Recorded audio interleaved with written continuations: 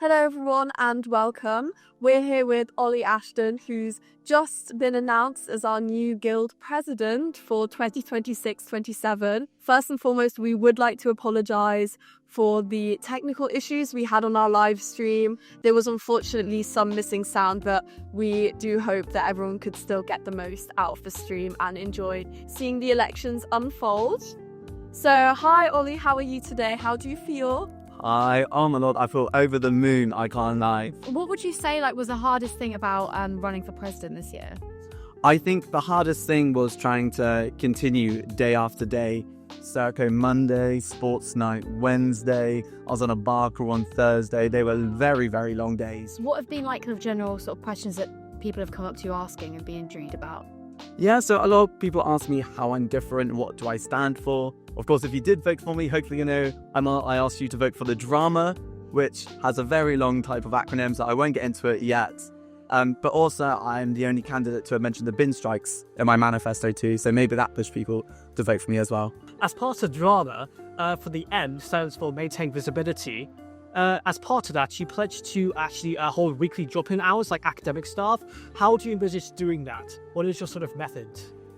Yeah, so really interestingly, some officers get work from home hours. I would actually like to work from home on campus, whether that's in the canteen or maybe on the bottom floor of the library. I would like to still be seen visibly doing work. I think it's been a fair critique of many past officers that they keep themselves up in the office for so long, and I think it's fair for the students to ask, well, what are we actually doing as officers? Where are they, and what are they doing for us? And so I think it works well for me to be able to say, hey look, I am a loud man, let me put myself in a public place, and if you have any questions, see me typing away on my laptop, let me answer them. How do you plan to reduce bureaucracy, reduce the sort of paperwork needed to stand up a society and so forth? I got to give props to the current student group team. They've actually done amazing already to reduce the workload societies need to start up a society. But I think one core part that societies dread the most is risk assessments.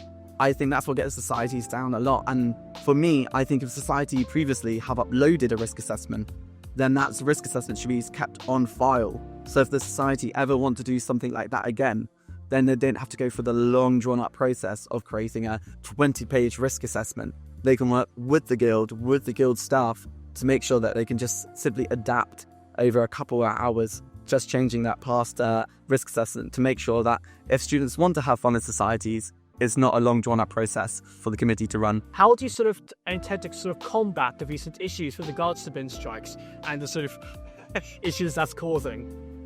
Yeah, I'm very proud to say I think I was the only presidential candidate to mention the bin strikes in my manifesto. And I've been telling everyone, especially in the med school, they were the most curious about how I'd actually deliver on this. My three-pronged approach, and full transparency, I'm not saying the bin strikes will end under my presidency. That's a power the guild president doesn't have. What I am saying is I have a three-pronged approach to make sure that the student voice is an issue, which is very important to all of us. I don't want to open my door on Hubert Road and be slapped in the face by a crisp packet every morning because my bins aren't collected. I'm already very embedded within the trade unions. I've been on strike with them a couple of times, and I have good relations with people inside it. They're lovely people if you haven't met them already. Secondly, full transparency, as you guys might know, I am within the Green Party, and I would use that to my advantage. I have good connections to local councillors, and I would use that as a political lobby to make sure the student voice is heard in council. And thirdly, I have good relations to the media.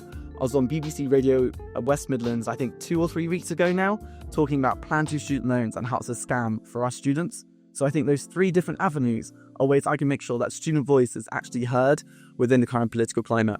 You also mentioned the rise against the far right as a sort of important issue. How will you sort of deal with it as a sort of really pressing part of today's politics? Yeah, I think I was one of the few presidential candidates to offer something for trans people specifically, to lobby to make sure that people have ease of changing their names and photos on the university system. I think many students know when you go to lectures, they might have the attendance record on screen showing everyone's name. If you transition, then your dead name's up there. That is not a nice thing to happen. I think trans people have been one of the most excluded people over the last couple of years, and I really want to make sure they feel at home at UOB. And I've mentioned previously about other trade unions. I think we as students, as a student union specifically, need to have better relations with the staff student unions at UOB, with Unison and UCU. Because if the staff at the university don't feel like they're getting paid well, don't have good working hours, then the students' grade of teaching drops. We want good levels of teaching. We want to make sure that the lecturers get paid what they deserve. And so we as students get the quality of education that we deserve. Okay, so we are now greeted by Sean Ryan. Congratulations. How are you feeling about your win? Genuinely so relieved that I put so much effort into this week. I think I worked out that I've done about 60 hours on my feet campaigning. Monday, from 9 a.m. till Circo Monday, and then I did Circo Tuesday because there was a Bollywood night to gain a couple more votes with Mayan, who fell short on the international officer. But I was with him everywhere. And then sports night, I made it to Angels. Oh my God. Thursday, back out about 11. I gave myself a little bit of a rest there. And then, Friday was the big last push. So, Well, you did it all time. that's well. Wow. I'm working hard now. I'll hopefully work hard for the future. Could you just give us a quick rundown of like your main goals, what you hope to achieve this year? Yeah, definitely. So a big thing for me was part-time jobs, because I looked across the student surveys and that was the main concern for everyone. The cost of living is so high at the moment. So I want to continue the hard work that Emmeline's been doing on the WorkLink agency, getting more support for students there, getting more jobs available. I've got hopes of maybe opening that up to external employers as well. So there'll be more jobs from other employers in Celio, Gagh, Ashton and the city centre, because more jobs available mean more part-time jobs, and then people are a bit more comfortable, because life is hard at the moment as a student. Everything's so expensive and money is hard to come by. And for me myself, when I've been applying for internships the past couple of years, I felt a little bit under-supported. So I want to boost and promote a lot more the careers network, because the mock interview system there is okay, but I want to boost that so it's to the next level. So students again are more comfortable in those processes, because experience is becoming so important. And if I can help people get more internships, again, that'd mean the world to me. So How do you plan to sort of increase the sort of work experience opportunities that there are for people, including maybe through the employers, alumni, and other areas, which is now becoming so crucial to people who are accessing job opportunities, so networking really? yeah, so funny you say that, but I plan to have a monthly networking night. So that will be in different industries. So I'll have one for STEM students, one for medicine, one for more creative roles, and I want to bring in former alumni, as you say, and other employers and people who want to offer their experience into maybe the debating hall. So people can, in a casual environment, get to know people, get those connections, because again, that knowing people is hugely important in the current climate of the job market. So if I can again help that a little bit, get people to understand the processes a lot easier without having to look at on the internet or social media, then again that would mean a lot to me. In terms of also specific support, you said that you would try to give STEM students and medicine students specific support. How do you sort of plan to do this or make it sort of better?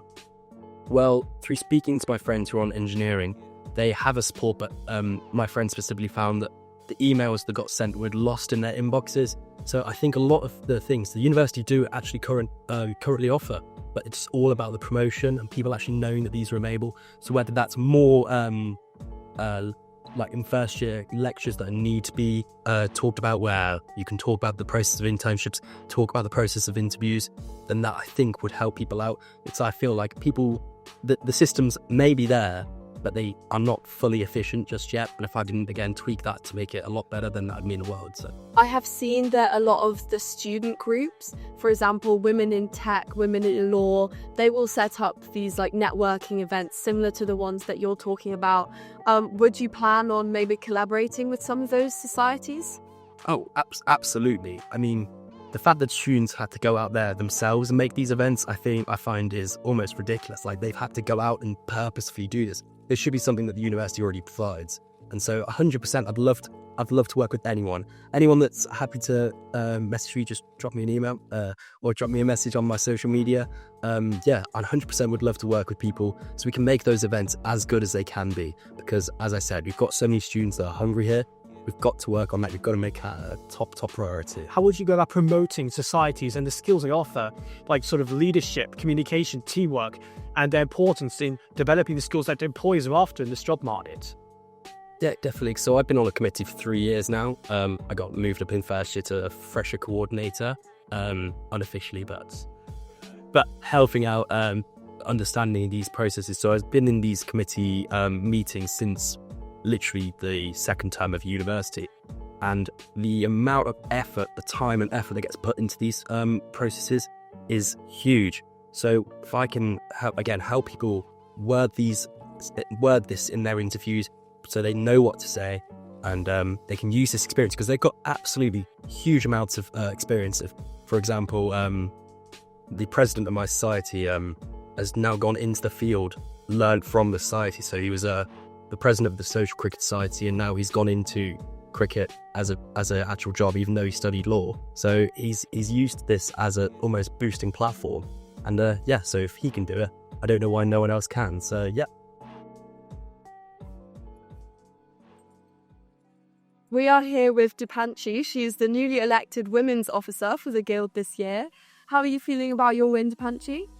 All round, happy, eclectic, all the good words, all the positive words I can think about. It's an honor. Could you just give us a quick sort of rundown or your main points and all that?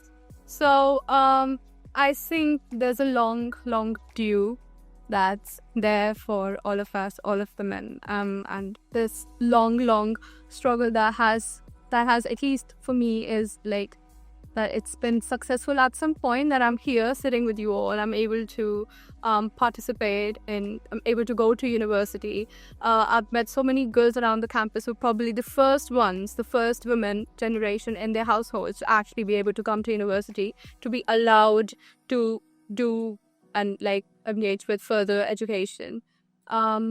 So I wanted there to be rapid change, more revolutionized, more on the spot decisions, on the spot solutions. We've waited long enough. So it's more about doing what we can do now. Yes, obviously there should be planning and everything that goes around in the long run. But sometimes it's just about taking that decision right when you can. How do you sort of plan to tackle many of the issues on behalf? So, for example, with Science Hope products and sort of making university free.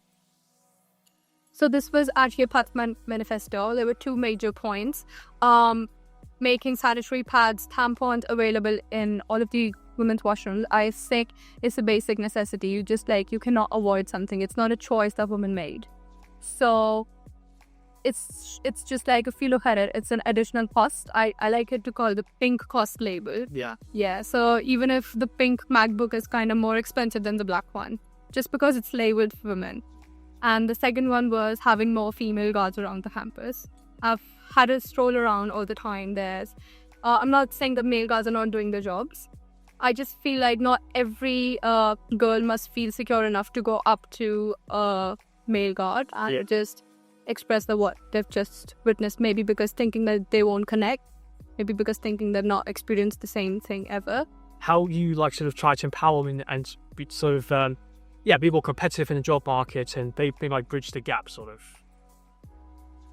Again, the job market gap actually stems from the fact that women are already late to something that's been started and way more back, because again, males have always been a dominant sex in the sex ratio in all of the universities all around the world, in all of the countries all around the world. So imagine you've not been given a car to drive, and your dad's been given a car to drive. He's got like 20 years of experience, and then you're put up in the same car and asked to follow the same path as he's driving. You probably won't succeed. So there's the bridging of the gap that is there. It's because it's stemming from something way back, and it's obviously got to take a long time. But I think to bring them to that level that is already there, we can act as a stepping stone, as a little more push upwards for them to at least feel that, yeah, they're not inferior. They have the access to all the same resources that they should have gotten way back. So yeah, we can make more efficient resources available, more training, how to be more confident, how to actually put up and express your own opinions and views on there. Mad, I did just want to ask is hearing about how you were taking suggestions in during your campaign, is that something you're planning to do as you progress in the role as well? Yes, definitely. I'm planning to hold like lots and lots of events where actually they can come and talk to more, and so create a safe space for all of them to come and express what they felt so far, and what they think that is needed on the campus, because technically I am representing all of them. So having their voice actually be heard is more important. I have a lot of dues to people that have always been with me. Starting off with my dad, he's the biggest support I've ever had, and I always knew I would, even if I fall back, I'd be able to fall on him. My mom, who's always been there, saying that, yeah, you can do it, because maybe she wasn't able to do it in her time. And I think she lives her dream through me, so it kind of means a lot. Then my boyfriend. I have 2 men in my life, and both of them are the best. Good one, I love you. Actually, the matcha store was his idea. So he knows me pretty well. He's like, you're the one of the most, you're the only like closest link to the woman I have. So you grab a matcha every morning, so other people would like to grab it too. So yeah, the matcha stall was his idea. I think I owe it to you. So yeah, that's all. And my 2 dogs, I love you. I miss you so much. Hey, from home. It's been so long I haven't seen them. That's okay. Yeah.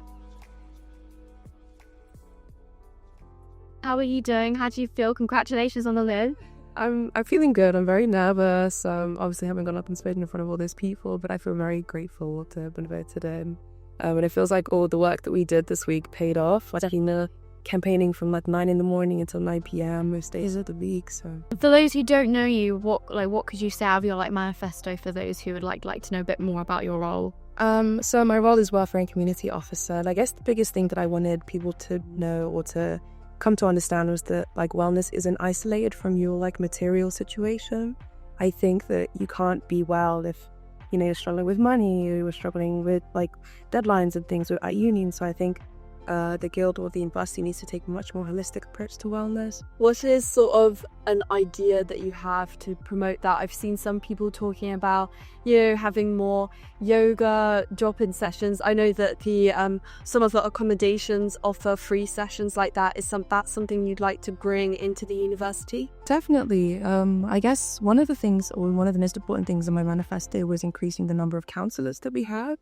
A lot of people don't know that we have free counselling sessions at the university, and the wait time can be quick sometimes, but often it is much longer. So I feel like hiring more counsellors will actually reduce the wait time and allow more people to access counselling at university. I think sometimes like anonymous phone lines can only get us so far, and it can be more important to have like continued support with one individual who knows what situation they can offer you support that way. So yeah, I think that's one of the most important things that I would like to do in my role. How would you sort of try to improve that with regards to also financial well-being and how it's sort of tied in with each other? So what's your plans for that? So I really want to match the Chamberlain Award to inflation. I feel like that's really important considering that it hasn't increased since 2014.